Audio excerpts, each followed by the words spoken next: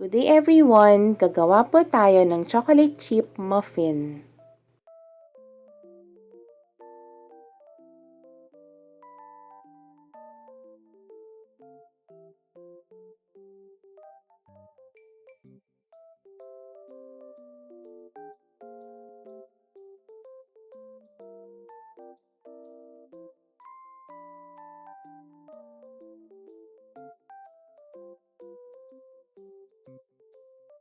For the sour cream substitute, i-combine ng white vinegar and enough cream para mapuno yung 1/2 cup. Pwede rin po kayong gumamit ng fresh milk or ng full cream milk instead of sour cream.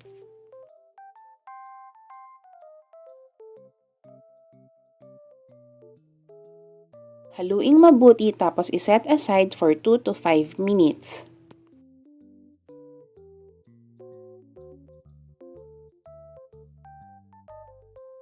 This is optional po. Pwedeng kumuha ng konting flour and then i-coat dun sa chocolate chips para ma-prevent na lumubog yung chocolate chips sa bottom ng muffin while baking.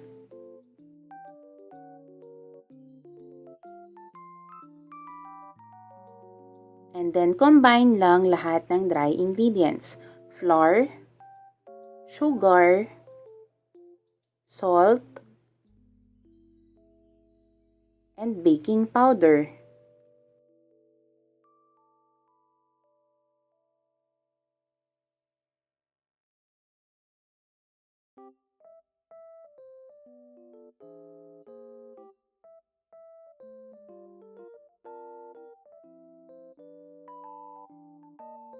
And then in another bowl, i-combine yung sour cream or sour cream substitute,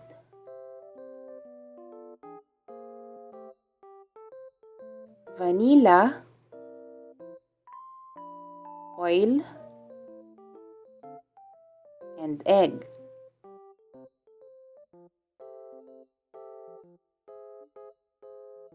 I-mix lang ng maigi para mas madali siyang i-incorporate dun sa dry ingredients.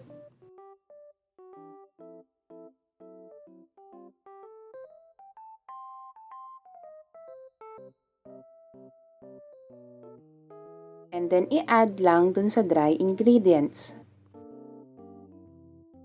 Pag gagawa po kayo ng muffin, i-make sure nyo po na wag itong ma-overmix. Naka-real time po tayo para makita nyo kung gaano ako kabilis lang at ka-gentle na maghalo po. Wag po kayong mag-overmix dahil nakakatigas po ng muffin yon.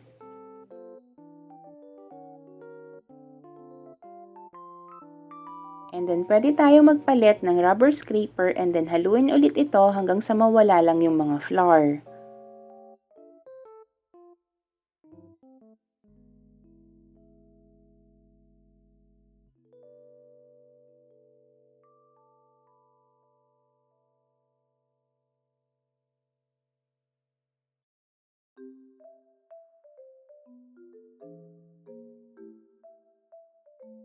Then stir in chocolate chips.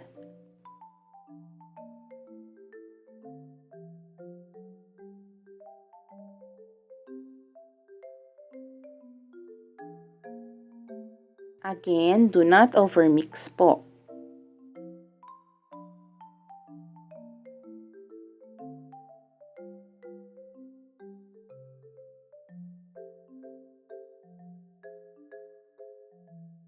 Kung malaking muffin yung gagawin nyo, i-alternate ang paglagay ng liner sa muffin pan para hindi ito magdikit-dikit.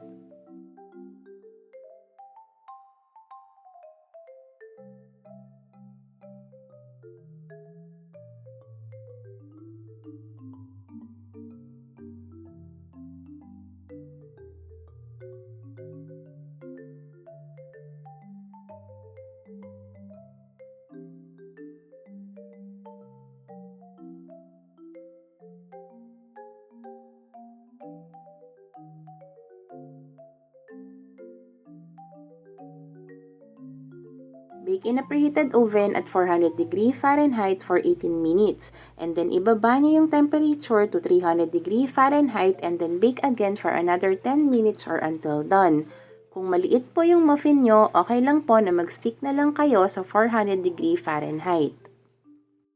Kailangan mataas ang temperature ng oven kapag nagbe-bake ng muffin para makuha natin yung muffin top or yung naka-dome na top ng muffin.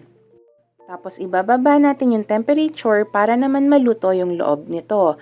Kailangan natin siyang ibaba kung malaki yung muffin dahil baka sunog na yung ibabaw tapos hilaw pa po yung loob. But again, kung maliit lang naman po yung muffin, okay lang po na mag-stick na lang kayo sa isang temperature. Then, i-remove nyo agad sa muffin pan para hindi na po nito ma-absorb yung init na manggagaling pa dun sa pan. Paggawa ng muffin, siguraduhin po na hindi ito ma-overmix at ma-overbake para hindi ito ma-dry.